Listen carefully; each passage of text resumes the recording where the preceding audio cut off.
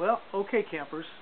What I've got here is some examples of lessons I learned from hiking on the Appalachian Trail this spring for about 2 months, starting in the end of March and going to about the end of May. It's trail days, going from Springer, Georgia, up to Damascus, Virginia. My basic gear is the same ultralight stuff that I've put in videos prior to this. And I have to say that all that stuff has been used. None of it was just sort of theoretical. But mostly on maybe overnights or 2, 3, 4-day trips, not for things that went on for weeks and months. And I learned some lessons on the trail that I want to share with you. First, I'm going to be honest about it and confess that my pack, with everything in it, started out weighing 16 pounds. It really wasn't ultralight, less than 10. I did take some extra stuff. I threw a bunch of it away, not because of weight, but because of functional issues. And I want to start going over some of the things that I learned on this trip. First of all, you don't need maps. The Appalachian Trail Guide by AWOL is wonderful. I threw my maps away after the first week or so because I really wasn't using them. I have this wonderful Columbia wide brim hat. It's great. It only weighs 2 ounces, but as you can see, it's kind of floppy. I was hiking in drenching rain for hours on multiple days, and in the end I had to buy a visor. Actually, it's a cap, and I cut the cap off and made the visor in order to allow the brim in front of me, at least, to stay up so that the rain would not actually run down my face, and that worked out pretty well. I started out with a wicking t-shirt. The only shirts that I brought, really, I brought a wicking t-shirt, I had a long-sleeve synthetic shirt, and I had a windbreaker. And that was really fine. Even it got down to 18 degrees, I could put my sleeping bag under my windbreaker and I was okay. But I was sweating in this thing. The first week or two, around the 1st of April, it was up into the 80s and even higher on the Georgia-North Carolina border, and I was sweating. So I got this rayon dress shirt. Believe it or not, rayon. You hardly find clothes nowadays made out of rayon. It's sort of an older synthetic. It's wonderful. It feels like cotton. It dries fast. It actually looked halfway decent, so I went into town. I was okay. I was sleeping in under my rain poncho tarp, and again, I'd slept in that NN rain in Wisconsin in the past. This is only 5 by 9 feet, but the fact is, again on the trail, it was pouring rain. It would pour all night long, and I got wet a couple of nights. I ended up becoming a shelter rat, sleeping in the shelters most of the time, which is also good for my social life because I got to meet some very interesting characters. They're the only kind of people I'd met peripherally when I was sleeping in my tarp the first few weeks. But the next time I go on the trail, I'm going to take an 8 by 10 foot tarp. Unfortunately, this weighs a pound, and I'm going to have to take that in addition to the poncho because I still like this for rain gear, and I can't really use this simply for that. But this would give me a lot more protection than just the poncho. A word on the poncho, some people use rain jackets. They can be quite expensive. Everybody complained, even the good ones, that they were sweating in them. The poncho worked fine for me. You're in the trees 99% of the time, so wind isn't a huge issue. You don't have to worry about it blowing off, and it keeps your pack dry as well. But speaking of rain, I want to talk about my umbrella. I've always, at least the last 10 years, hiked with an umbrella. This is one I made here at home. I painted it with aluminum spray paint, although it's a dollar store folding umbrella. On the trail, I actually had a Go-Light chrome dome. And I found, unfortunately, that although I loved it in the rain, I had a choice. I could either use my walking sticks or I could hold the umbrella, or the umbrella would be attached to the walking sticks. But I couldn't really do both at the same time. And when it was raining, it was slippery on the rocks. And in the end, I gave my umbrella away to a young guy from Florida named Gator who appreciated it. And I just stuck with my walking sticks and my poncho. As far as sleeping out in a tarp is concerned, when it's pouring rain, I had used this clear nylon heat shrink. It's actually storm window material. You can tape this on over your windows in the wintertime to keep out the draft. I like it. It's very strong. It's really lighter than Tyvek, and it's puncture resistant. But when it pours rain for 8 hours, the water gets over the top of this thing. And in the end, I switched back to a 3 by 7 foot piece of Tyvek that I then folded the corners up the edges up on and taped at the corners in order to make a bathtub kind of a ground cloth, so that when it rained after that, rain was pouring, the rain is running through the area. And often you can't pick your site. You can't pick a site that's high. You have to camp on these flat areas that are designated for tents, often made of compressed dirt, which is great when it's dry, and when it's wet they turn into mud holes. So having a Tyvek thing with a bathtub type lip around the edge to keep the water out, I think if you're in tarp, is absolutely necessary.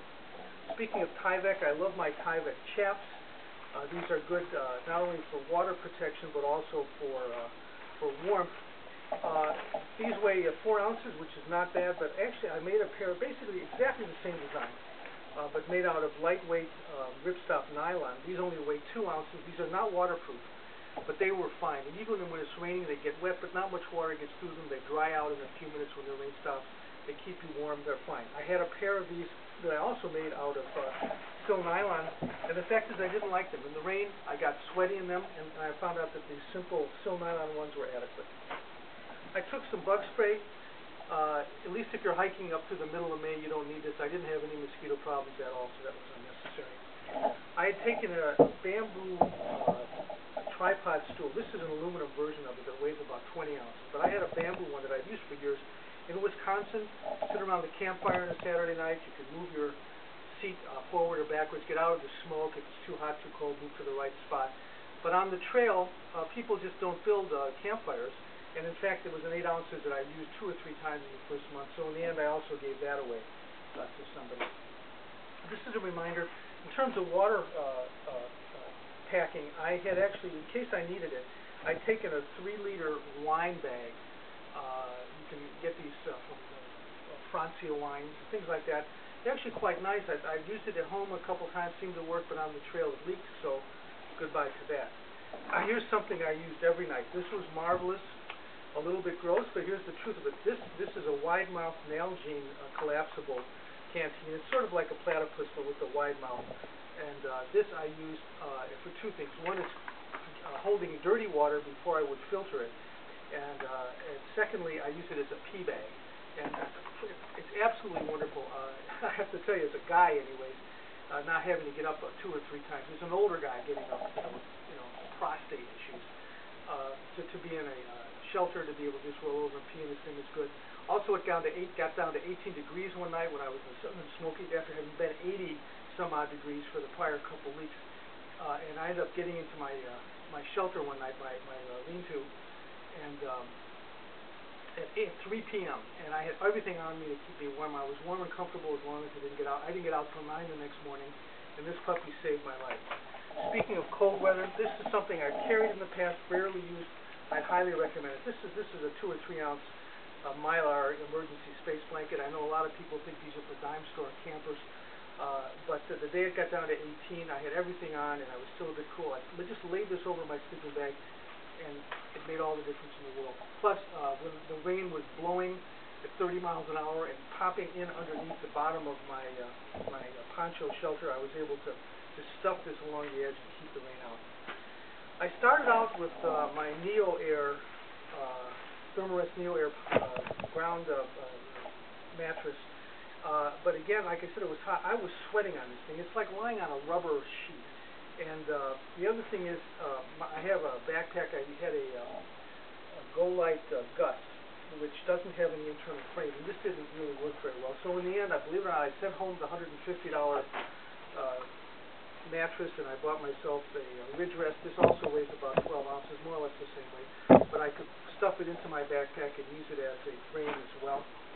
Telephone connection on the trail. I started out using an Android phone that was an unlocked quad band using a service called Spot Phone, which I think uses the AT&T towers, and there was like 0 reception. So after like less than a week, I bought myself a track phone, which I'm not sure which towers it uses, but at most places I was able to get reception, at least up on the hills and up on the gaps, up on the passes. When you get down into the hollows, down to the low gaps, sometimes it wouldn't work. People at Verizon said that seemed to be really the best for them. I bought a Kindle. Unfortunately, I sat on it and broke it halfway through, but I really did use it. I have one of the 3G Kindles. Weighs about 10 ounces. I have a bunch of books on it. It has a reader that turns text into voice. and so I was able to listen to that on the trail quite a bit. And the 3G is good because you can actually use it to get into your Hotmail account, even if you don't have a cell phone contract, as long as you got a signal. As far as filtering water goes, I just want to say I used my 1 micron bag filter kind of thing that I made all the time. I never got sick, so again, it seems to work. I did take the Potable Aqua iodine pills with me, and once or twice when I was just too lazy or whatever, I put a couple of those in.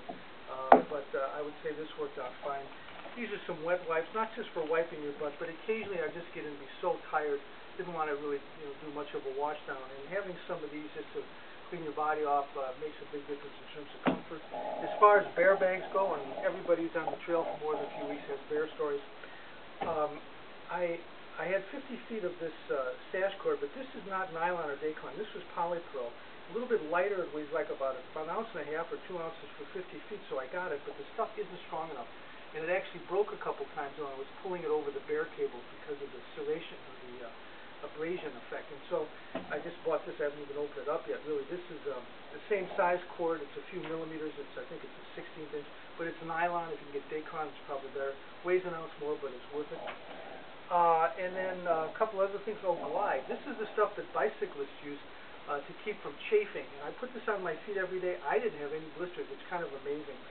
My basic thing was I bought shoes that were about a size too big, had a couple pairs of socks in them, one of which was Fit, F-I-T-S brand, as opposed to Smart Wool, and I really liked them. Then I just had a cheap pair of dollar store nylon socks underneath everything, sometimes on the top, so I didn't slide too much. As far as footgear is concerned, I started out with my New Balance boots, which are about 4 or 5 years old. They were high tops, really comfortable, loved them. They lasted about 3 days, and the soles peeled off and broke because they were old and brittle. So although there's something to be said for having old boots with you, in my case, it turned out to be counterproductive. I ended up buying these Merrell walking shoes at Neal's Gap after the first 3 or 4 days, and they were absolutely great. So I like Merrells. I don't own stock in Merrell. Here's a kind of love-hate affair. These are my lightweight gaiters. I started out bringing a pair, and they basically like this. And after the first few days, I just decided, I really wasn't wearing them. I had my high top boots at that time, and I didn't need them because I wasn't getting debris or dust into my socks very much. So I sent them home from Neal's Gap, as a matter of fact. Then with the lower shoes, I started every day getting stuff back into my boots. And so when I got to I forget what it was, something Hiawassee or something, I ended up having to buy these again to keep the debris out of my low-cut shoes. And then finally, here's something that I use. My trail name ended up being Dr. Tyvek because I like to wear these Tyvek mittens, particularly when I'm using my poles and it's raining. But this works out great as a pillow as well. And I ended up in Helen, Georgia, which is sort of like the Wisconsin Dells. I ended up buying a couple of these kids' water wings for $2. Blow them up, stick them in here, tie it up, and at night it makes a great pillow. So those are sort of do's and don'ts, at least from my personal experience, things that worked and things that didn't on the Appalachian Trail. Good luck, and maybe I'll see you on the trail.